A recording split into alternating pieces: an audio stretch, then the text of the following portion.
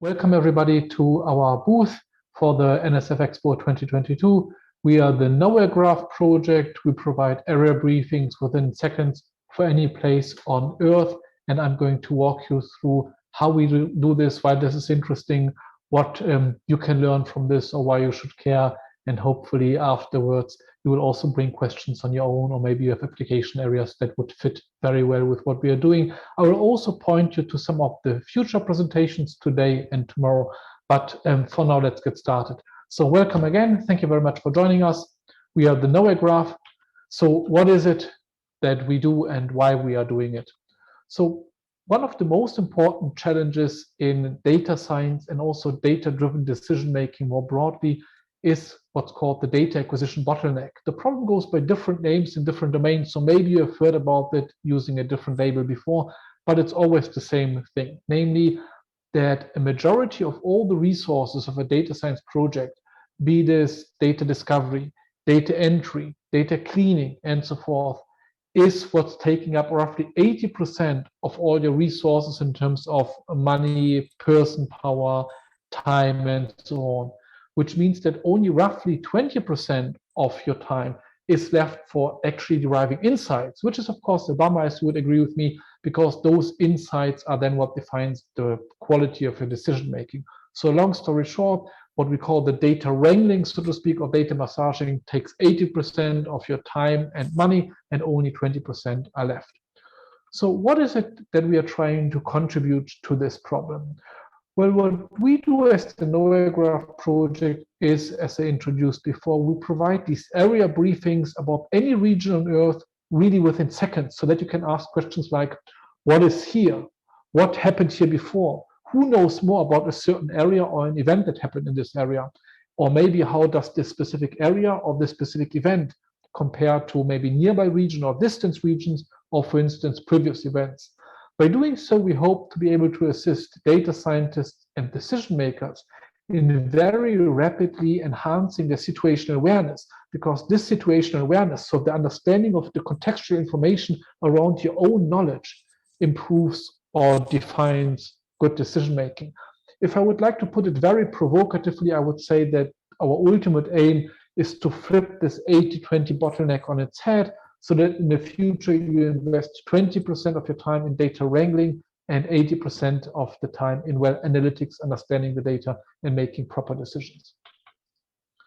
So I use this word situational awareness, and while maybe many of you are familiar with the term, let me very briefly walk you through one way of thinking what situational awareness actually is.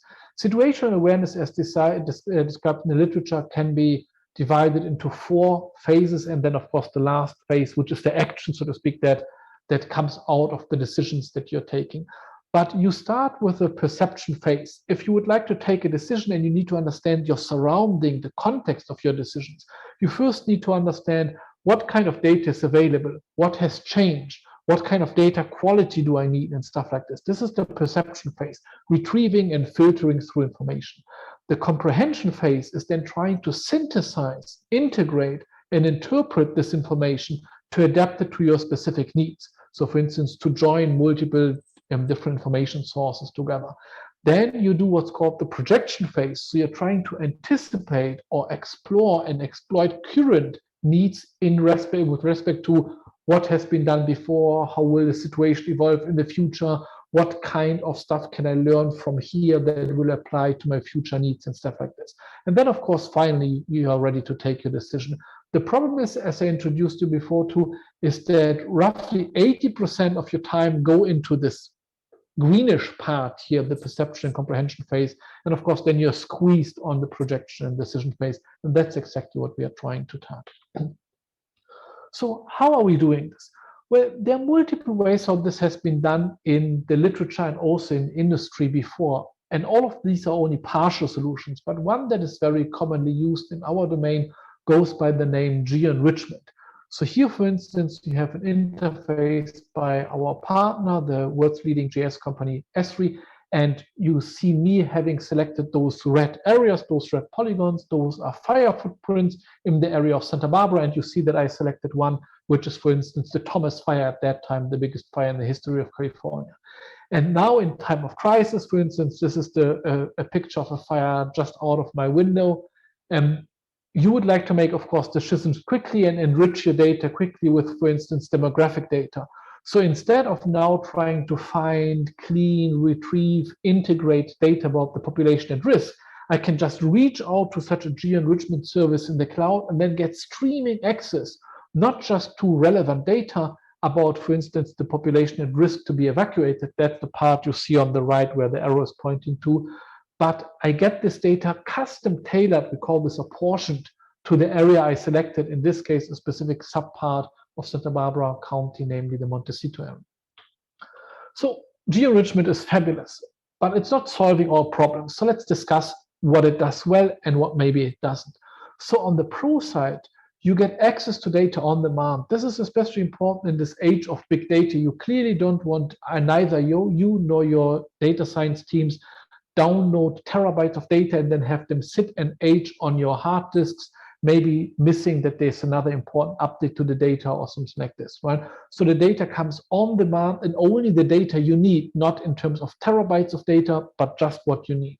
The data is also well curated, at least, you know, if you trust in Austria, and again, they are leading the geo-enrichment service ecosystem, so to speak, then you know that the data you're using is already curated, has already been looked at, so it comes with certain quality assurances, right?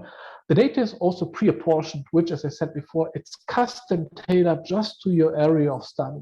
And finally, it's ready for usage in a geographic information system, so you're not getting it in some format that you then have to process, you're getting it immediately into your geographic information system and maybe in the future in another system of your choice. So what about the downsides? Well, unfortunately, there are plenty. This only works for a small set of predefined categories, like, for instance, for demographic data right now. You're also essentially locking yourself into yet another data silo. You can't say, well, enrich my own data with all the great information out there, but take this from this source, this from this source, and here I trust yet another party, please take their data. You can't do this, unfortunately. Also, the data is flat or tabular in the sense that you can't do any follow-up query. See, once you have taken your own data, your knowledge about the situation, enriched it on demand, you can't do a query like, oh, that's interesting, now go on and fetch me more.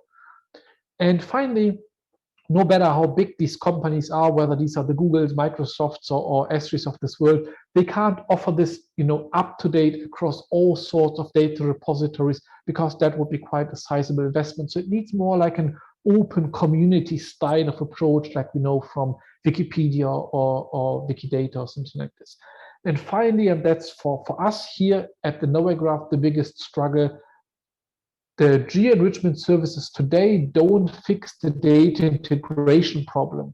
So yes, you get more data, but stitching the data together, seeing how they fit and making them work together, that's still up to you. Luckily, there's another technology that does exactly this, that excels at the integration part. And these are knowledge graphs. I could spend hours talking about knowledge graph, and you will see my colleagues who are also with me in the booth here in the session today and tomorrow talk about knowledge graphs in more detail. But to put it all in a nutshell, knowledge graphs are a relatively new paradigm for knowledge representation, knowledge retrieval, and knowledge integration that focuses more on relationships over a purely attribute-based view. So instead of focusing purely on, for instance, the Thomas fire that I mentioned before, being named the Thomas fire, having burned from this date to this date, or spanning this entire burned area, knowledge graphs allow you to really quickly connect information together across themes and domains. For instance, a typical knowledge graph statement would be, the Thomas fire burned in Santa Barbara County and Ventura County. Ventura County and Santa Barbara County are adjacent counties.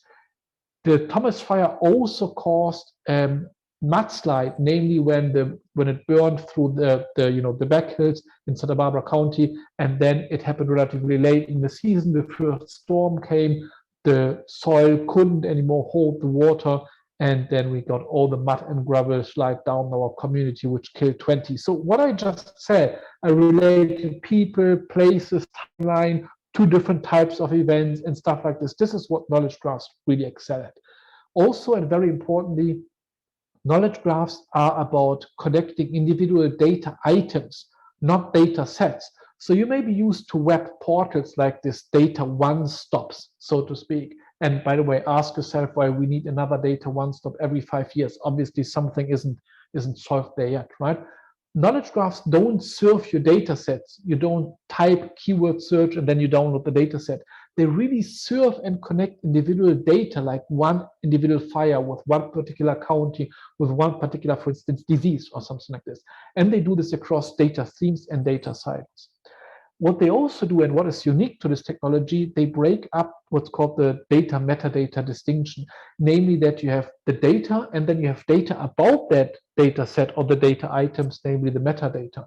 And of course, metadata creation and curation is a problem, but also understanding what kind of metadata will satisfy the needs of future users. And future users, this opportunistic reuse of data, as you may know, is one of the biggest drivers of the data science revolution. So knowledge graphs conquer this problem by making every data item, every observation, so to speak, describe itself using a machine readable and machine reasonable form, namely by giving it what we call the rich semantics. So they have their own definition, what we call a schema or an ontology, so that every data item describes what it does and how to use it.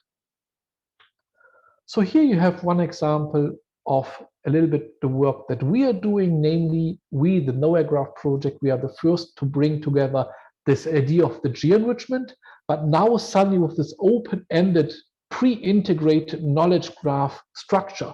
So you get the benefits of geo-enrichment, but we also bring you solutions to many of the shortcomings of geo-enrichment discussed before. I sent out the graph here quite a bit, so there's of course way more to see. I will talk about this later, just to give you a first impression of what you can do and how to use the KnowWhereGraph, for instance, for environmental intelligence applications. Here, for instance, we are looking at a hurricane, and this hurricane, and that's the what part in the center of your screen, hit a specific region, namely Orange in Texas. And now you may want to know more about Orange. So you would go to the where part to the right-hand side of the graph and learn not only more about Orange in terms of where is Orange, which counties are adjacent to Orange, what kind of population is there in Orange, what kind of transportation infrastructure is there, what about demographic properties of the population, like people with obesity or people who are older and maybe having a harder time to evacuate. But you also learn about all the previous events that happened in Orange, not only hurricanes, but floods, storms, fires, whatever, right? And then you can further explore that.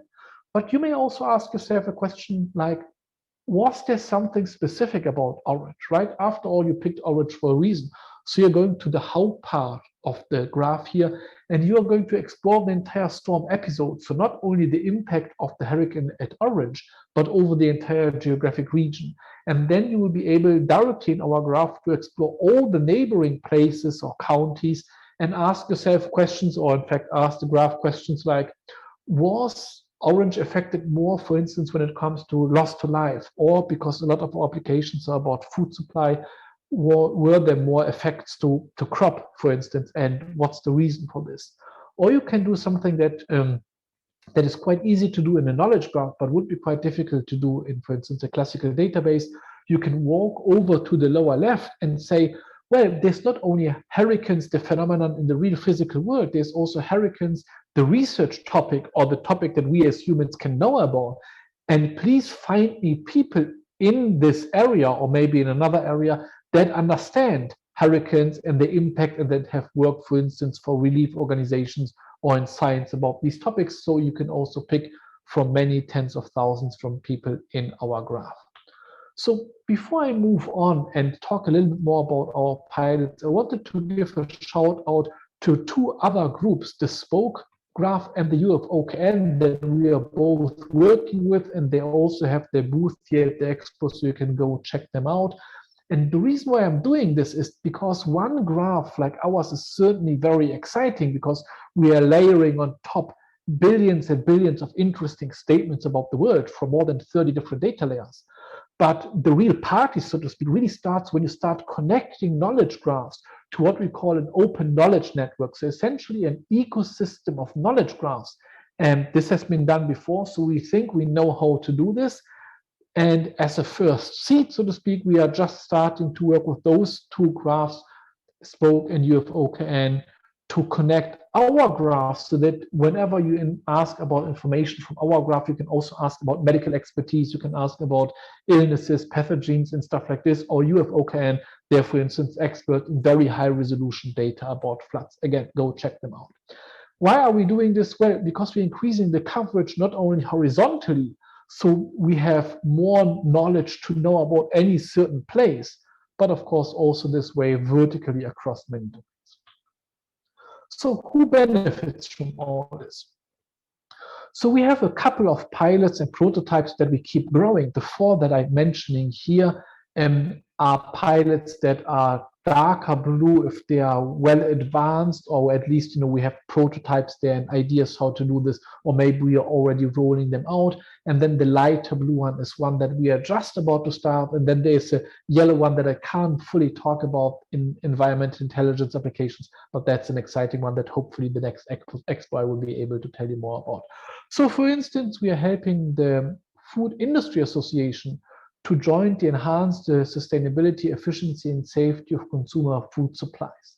What we are also doing with farm credit associations, we are exploring jointly how to use the knowledge graph in understanding land valuation and the risk of default, for instance, giving climate drivers and the increasing, for instance, risk of fires during growing season and so on. With humanitarian aid organization Direct Relief, we are, for instance, working on not only improving their supply chains and identifying which goods they need to deliver in what kind of crisis, but we are also rapidly helping them to match their needs with experts on the ground. I will talk about this a little bit later. And then, as I said, the pale blue one is one that we are very excited about, that's going to be together with partners to study, for instance, how to mitigate risks from earthquakes, where we could be, the KnowWhereGraph could be a data layer to understand the population at risk and the areas at risk, both in times of crisis and in crisis simulation. So back to this Direct Relief example. Without going into too much detail, you will learn about Direct Relief and their work and how they use the graph in one of the follow-up sessions. So please join Anna, Andrew, and Mark and Ben in this session. Questions, for instance, that people at Direct Relief have to deal with go like this. For instance, last year, maybe it was the year before, we had two hurricanes move side by side with only, I believe, 6 weeks difference into essentially the same area of Louisiana and Texas. So what Direct Relief needed to know is, what's the path of the hurricane? What kind of previous events have there been? For instance, the previous hurricane, because keep in mind, people are still distributed. They haven't yet still returned home, either because they can't or they don't feel safe. What is the COVID situation? Keep in mind, this was peak COVID, going to be X days from now, because people didn't want to shelter in large shelters during COVID. So that was an additional challenge. And who know more about these people, so that the population at risk, the events, the regions, the COVID forecast, and so forth. And without the knowledge graph, each of these tasks, gaining information about all previous events, which areas have been affected, what happened there, the types of damage, what was specific about these areas, who are the people to talk to, is the transportation area impacted by the first hurricane? That would be a long, full day task, so to speak, for an expert at Direct Relief. Same with COVID forecast. You may know that there are more than 50 COVID forecasts. At this time, there were more than 50 in the United States, and none of them worked perfect for the entire country. So they were very good in some regions, but not so good in others. So you had to be smart about selecting them. And of course, if you would like to find experts, either they're already in your network, where then you are lucky, or you need to reach out to other relief organizations and grow your network, but that takes time. And with KnowWhereGraph, we aim at really breaking this down from a task of hours, or at least many, many minutes, to something like seconds or just a couple of minutes. And we have been able to demonstrate in several application examples that we're actually able to do so. So what exactly is it that we serve in this graph, and how do we do this? KnowWhereGraph 101 session for you, I believe, directly after this session. So please join this one if you would like to really see a tutorial and see how this all works together. So I'm going to give you like, the flyby version here. Essentially, KnowWhereGraph data can be split into two different parts here. The one part is all sorts of geographic identifiers, and the other part is all the information about identifiers. So for instance, we have all global administrative areas in the US and globally. We have national weather zones. We have FIPS code, Nielsen market areas, ZIP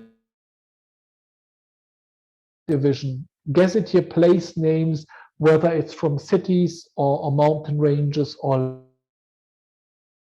you don't care about any of those named geographic regions, like whether it's a climate area or a FIPS code or something like this. I'm just getting the news that my connection is a little bit unstable. If the audio is breaking up.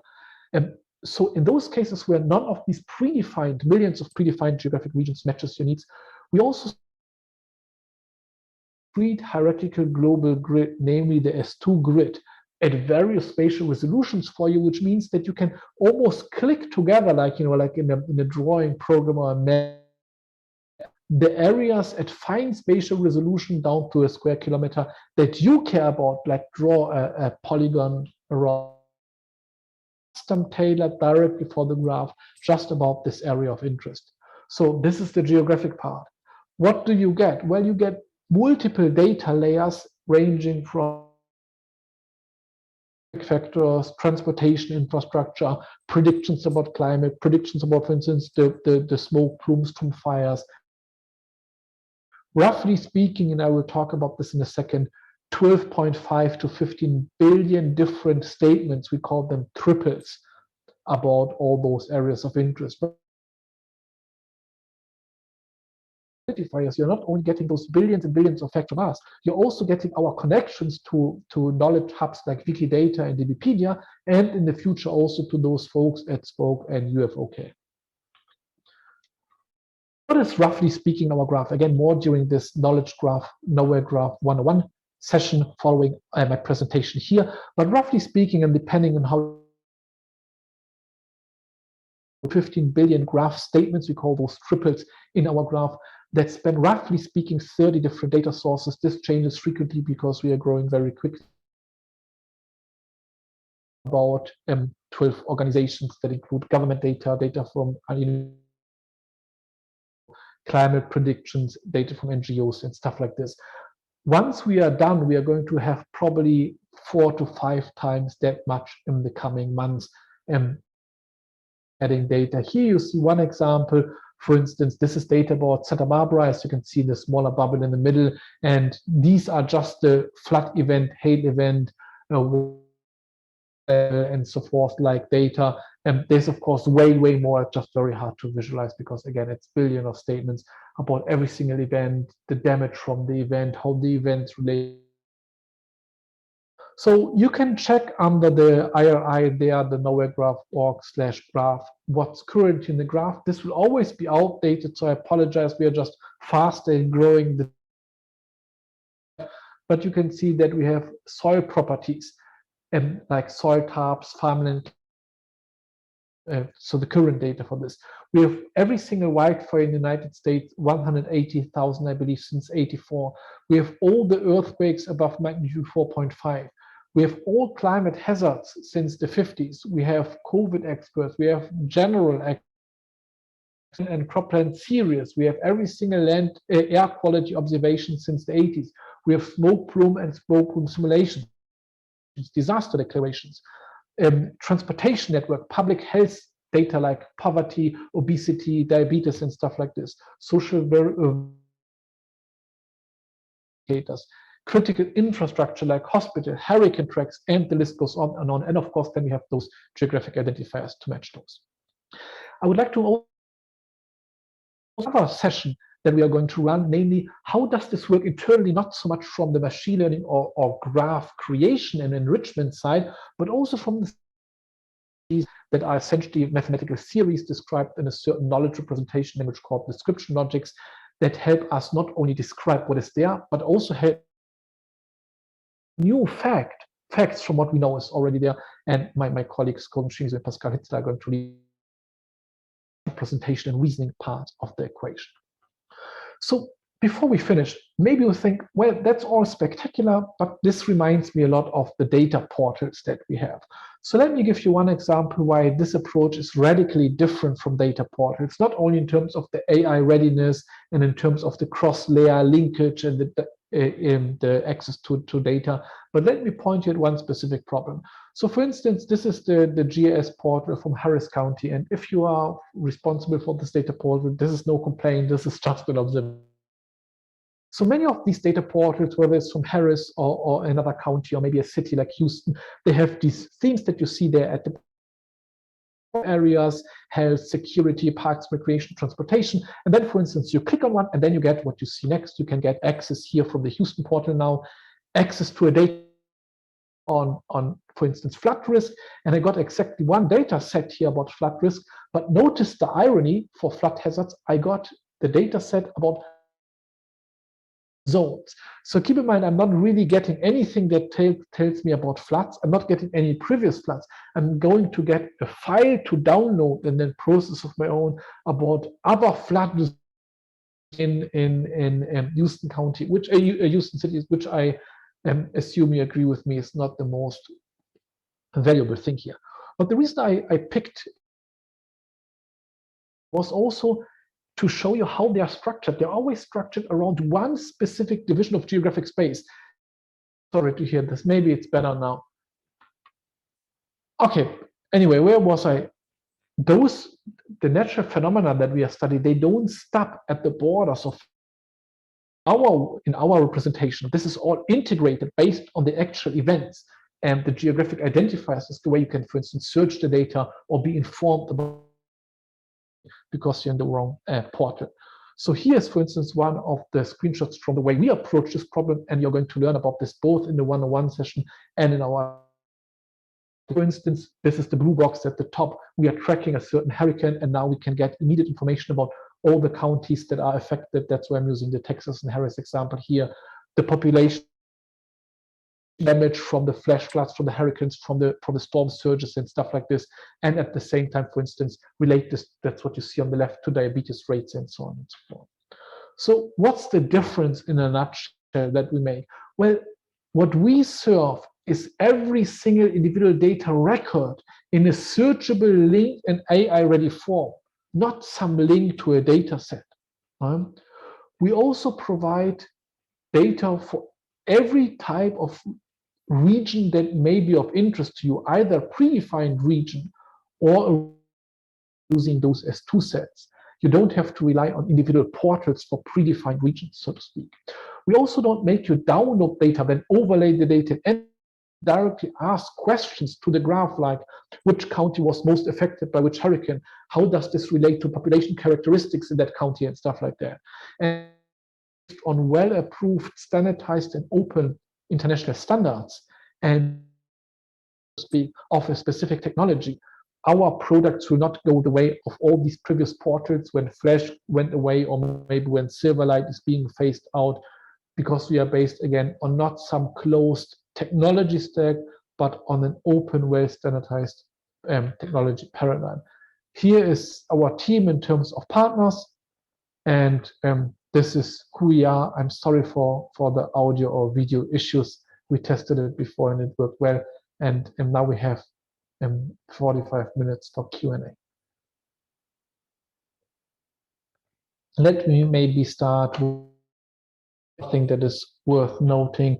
And that is that the way we serve all this data is through, you can either programmatically, if you like, the typical data scientist, access this via an API or a query endpoint. So all of our data is freely available via, I call this a Sparkle endpoint, which is a graph query language.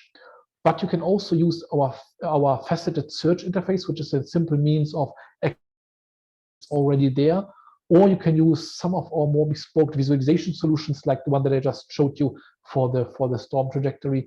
And the next sessions, how to do this. Oh, fantastic questions there about the scalability. So on how you look at the problem, our graph currently has, roughly speaking, in the order of 10 to 20 billion graphs. Regarding the scalability issues, that's a very good question, actually. So far, our graph have over 12 billion statements. So it includes about like 600 classes and thousands of instances. And regarding scalability, we tested on either non-spatial query and spatial queries. So for non-spatial queries, actually the scalability is quite good. So we can have a very complex Sparkle query there, and it can return results in seconds. However, for spatial queries, it depends. So if the spatial query is complex, using the spatial operations such as using nearby bufferings and so on, these kind of complex spatial operations, it is slow. But if it is using simple spatial operations, then it is fast. We do have some solutions to address these scalability issues. For example, we are actually trying to materialize all those different spatial relations in our graph so that while user query our graph, it can directly query it from our indexed database. So that's our current solutions. And we also plan to do more experiment on these scalability issues in the future. Yeah, Jano, I see you are back. Feel free to add things to my answer to this. No, I think the answer was perfect. Sorry for the hiccup. I changed networks and I hope it's better now. There's just another question in the chat. Very interesting question in the chat. Thank you so much. That's a very interesting question. What about questions that you may have, but that need some sort of additional computation, for instance, aggregation or something like this, or processing of densities or certainties or something like this? Yes. So the typical application here would be that you use our information or our graph as the data provider. You ask the queries that you would like, and then you would be doing those compute operations yourself. You can also do some of these simpler compute operations directly on the level of the query language, but that may be rather costly. So what we do for this, for instance, and my colleague Colby Fisher will talk later about this for their specific application areas, is that you then have something like a JavaScript framework on top of this or something like this. Or of course, by the way, you can also read in our data into something like R or MATLAB or whatever your analytical environment is. Yeah, that's a really great question. Yes, that would be something that would suit a knowledge graph application very, very well. And in fact, there are knowledge graphs like ChemSpider, for instance, that do something like this. And we have colleagues at UCSB who work in the area of industrial ecology, where they try to do exactly this. For every chemical compound, so to speak, what are all the identifiers that you could use, right? Certificate identifiers, more popular identifiers, and what type of products use or contain this kind of chemical compound. Absolutely. And what we would then do, for instance, is we would have the environmental footprint, for instance, or where you can source this material, for instance. And then somebody like, for instance, Sergio's team, they may have, for instance, the knowledge graph I mentioned before. They may have, for instance, health impacts of these chemicals. This is where they would, for instance, start. And I believe they do have this data. So thank you very much. Great question. And maybe I can spend one more minute to talk a little bit about an analogy maybe to what we are really trying to build there, not just we, but the entire track A and many others. If you look at the World Wide Web as envisioned by and then implemented by Tim Berners-Lee, that you're also familiar with, navigating from web page to web page, what we are essentially doing in the knowledge graph community and what we call this open knowledge network for many different graphs and data sources is to take this idea of the World Wide Web as a web of documents and turn it in a web of data, so that each individual data item is connected and you can really navigate from a specific event like an earthquake or a hurricane to the affected population, to political information about this, to news articles about this area, to events that happened there previously, to affected transportation networks, and so on and so forth. So therefore, sometimes knowledge graphs also go by the name of linked data, because essentially they are like the web of documents, but for data. Oh, fantastic question. Thank you so much. I was essentially hoping for somebody to ask this. It's very much related to Web3, absolutely. So the question for those of you not reading the chat is, how does this relate to Web3? This is in fact the vision of the Web3. The problem is that the Web3 term now has two different interpretations. One is the interpretation that we are talking about here, the web of documents, so to speak, a distributed web scale infrastructure for question answering directly based on those information items. And there's a certain second interpretation of what Web3 means, and this largely relates to blockchain technologies. But why they may be thinking, or why it may sound like those two interpretations of Web3 are very different, they're quite similar, in fact, because the blockchain part, so to speak, is more of a provenance provider. It's more of providing guarantees that information is true, or that information was present, or that a certain transaction happened. It's more of a question of how to deliver information in a no-trust environment, so to speak. So both of these work very well together.